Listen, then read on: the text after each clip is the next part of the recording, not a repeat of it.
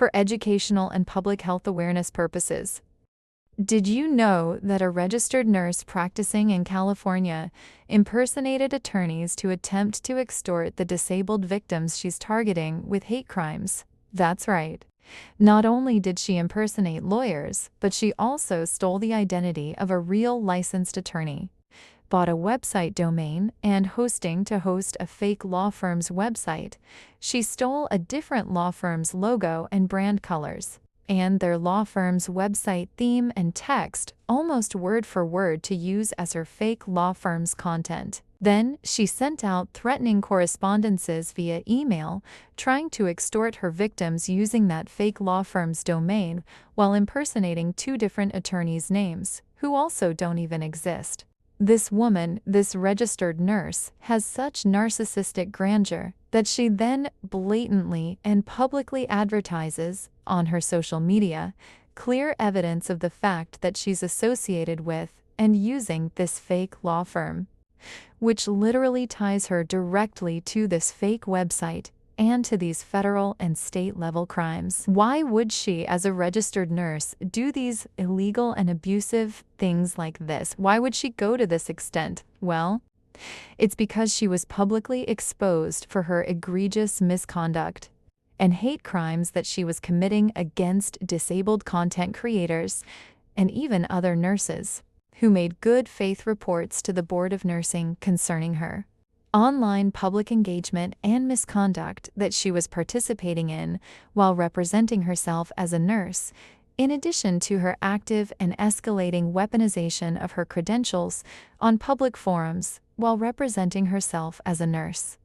She continues to prove just how dangerous she is to public health and society. Knowing full well the ethical expectations of Nursing Practice Act, she still chose to weaponize her credentials, stalk, harass, slander, and attempt to discredit those who exposed her and anybody who came to her target's defense. Instead of trying to save her career and reputation, she instead committed even more crimes and tried to extort the marginalized victims she was already targeting.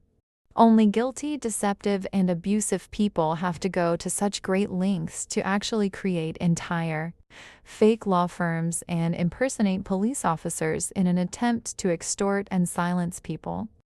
The fake website and her impersonation of attorneys, as well as her failed attempt at impersonating law enforcement in another instance, has been reported to the federal and state government. The federal government then took immediate steps to shut down this fake website domain and its hosting, and they're working currently on prosecuting these crimes as we speak. Let's take a deeper look at the evidence.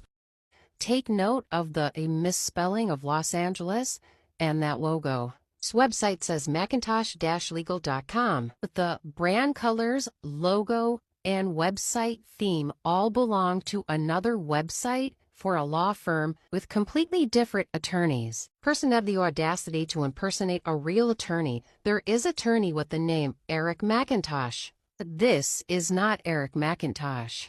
This is not the law firm he works for. In making this fake law firm and website, they made many mistakes, like they messed up the copyright date. They also left the law firm's name in the copyright disclaimer at the bottom of the website, among other really amateur mistakes, including using stock photography for all kinds of stock photos from this woman. Take note of that woman and her name. And this guy down here, which is supposed to be Eric McIntosh, the attorney she's impersonating. But in all reality, it is a stock photo that has been used on multiple types of websites. He can be a lawyer, a travel agent, anybody you want across the globe. But in the case of this fake website, it just happens to be Eric McIntosh, attorney from California, specializing in social media litigation. To break down the communications that were sent using those two fake attorneys' names from that fake domain website to the targets in just a moment, but let's take a look at their blog. The author of the blog post, C. Donnelly, that looks quite familiar. Oh yeah, that's right. It's because that exact username C. Donnelly is listed on this list of emails that nurse Allyson has created and has access to, as shown on this list here of all the emails her devices are signed into. That username shows in this list at least 2 times as either C. Donnelly or Christine Donnelly.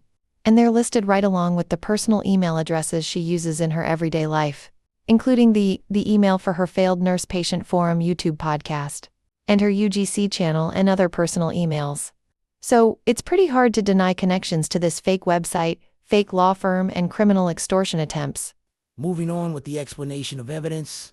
Look at the titles of all of the blog posts, everything related to what is going on and what she is causing. And look at the dates. They are all dated the exact date the website was open and registered. Speaking of the date that fake website was registered and created, April 24th, 2025, through Wix.com. Through various online and internet research tools, we were able to figure out when this website was registered, when the domain was created. This is the same date that the communications were sent to several of her targets attempting to extort, intimidate, and silence them.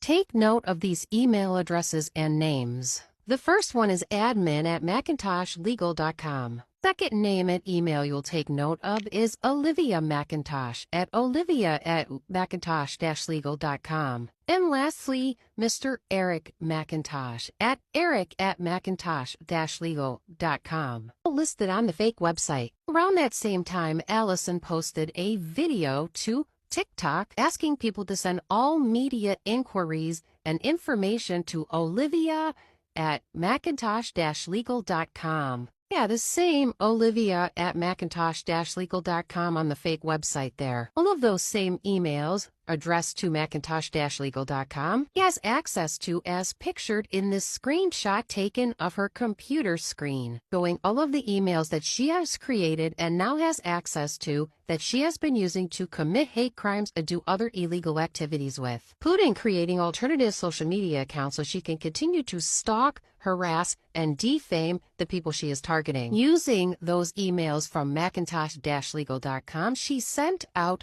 correspondences to her targets ended with the fake logo from the domain name that she created, attempt to extort them for $75,000 and intimidate them into silence. Targets called out the fake website and all of the mistakes they made and called them on their bluff. Were reported to the appropriate authorities, and believe me, there were many to be reported to. And then the Fed shut down that website with the quickness. But you can use the Wayback Machine to see that this fake website was indeed created, registered, and published on the internet, and there were devices that were being tracked for the Wayback Machine to pick up. Since that domain name is no longer available, you get this error when you try. She didn't stop there with the impersonation. She impersonated the San Diego Police Department and sent out multiple communications to people's social media accounts, attempting to intimidate them into their silence. And you know, all of this goes to show that a person who would go to such great lengths to do all this